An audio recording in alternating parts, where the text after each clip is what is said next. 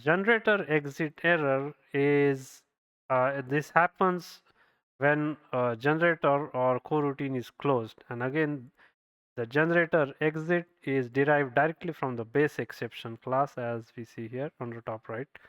Here what we have is a list of animals, zoo that has animals lion, cat, tiger.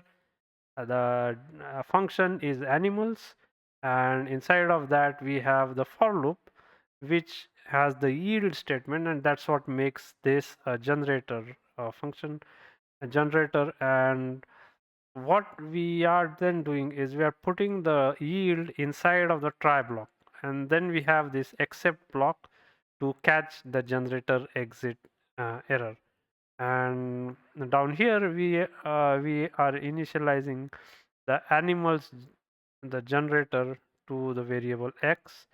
And now when we use a for loop to access values from this generator, we can say for a in x print next x. So the first time when we run this, it will find the first element, it will print that, and we get the cat in the output.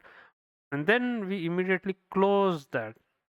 So after we close this, when the next iteration, because the generator is already closed, it's going to raise an error which is called the generator exit error, and that's what we are printing out here, class generator exit.